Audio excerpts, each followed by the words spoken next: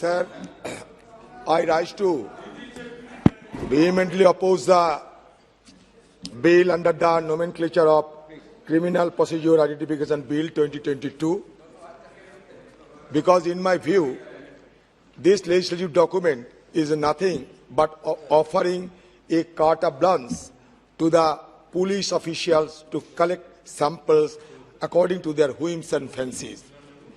So this bill is fraught with the danger of serious infringement upon the territory of freedom, individual right and civil liberties. Everybody must understand the tone and tenure of this legislative document. See, हम लोग यहाँ चौक और चीज एक साथ नहीं कर सकते. ओजोन के साथ भोजन करना चाहिए. मैं शुरू में ये सलाह देना चाहते हैं सरकार को कि मोदी जी से लेकर अमित शाह जी के लेकर मैं अधीर चौधरी सब के खिलाफ कभी ना कभी केस दर्ज हुआ था. तो शुरू कीजिए हम सबको ये डीएनए, ये बायोलॉजिकल जो तरह तरह की यहाँ जो प्रोफाइलिंग करने की जो सलाह दिया गया है, ये सारे सलाह हम खुद शुरू करें. जैसे कि कोरोना, हम स्पीकर की नेतृत्व में कोरोना वैक्सीन शुरू किया था. यहाँ भी है प्रधानमंत्री से लेकर होम मिनिस्टर से लेकर अधीर चौधरी से लेकर सब, क्योंकि हम सब के खिलाफ कभी ना कभी कहीं ना कहीं केस दर्ज हुआ था, क्योंकि हम पॉलिटिक्स में बिलोंग करते हैं. तो क्यों ना हम शुरू करें. Charity should begin at home. चलिए हम शुरू करते हैं, फिर दूसरों को हम दूसरों को सलाह देंगे, क्योंकि जब शुरू होंगे तो चलो सब मिलकर करें. क्यों हम हिंदुस्तान के आम नागरिकों को ये सिटीजनरी प्रोफाइलिंग कर रहे हैं? ये और कुछ नहीं, हिंदुस्तान की सब लोगों को सिटीजनरी प्रोफाइलिंग की ये चक्कर है. मैं इसलिए कहते कि ओजोन से ज्यादा भोजन कर रहे हैं, इसलिए कि अभी भी हमारे देश में जो फोरेंसिक लेबोरेटरी है, यहाँ हम कितने फोरेंसिक करते हैं बताइए.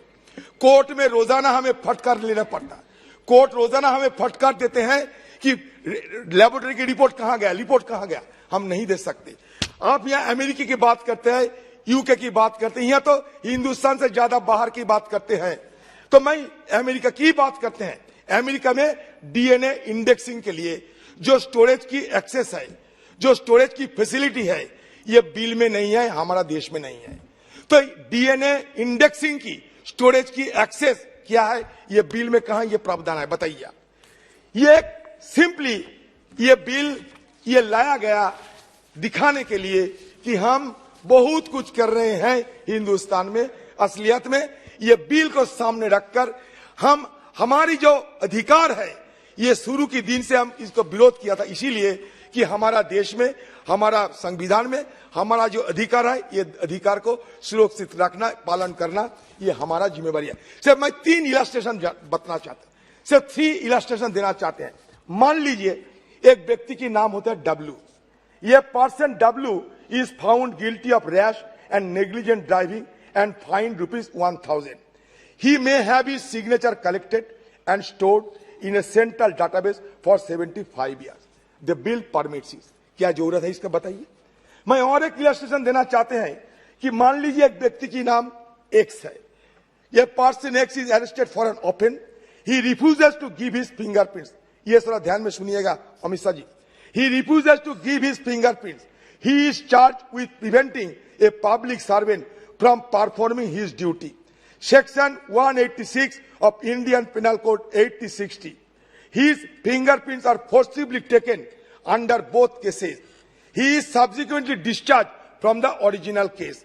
However, as he is guilty under Section 186 of the Indian Penal Code, in the second case, his fingerprints can be stored for 75 years.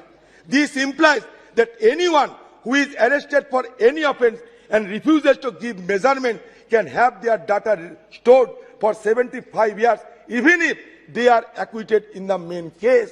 तो इसका नीति गीटी को समझाइए, इंटीकेसी को समझाइए. मैं और एक इलस्ट्रेशन देना चाहते हैं. मान लीजिए एक व्यक्ति की नाम सत्यपाल जी.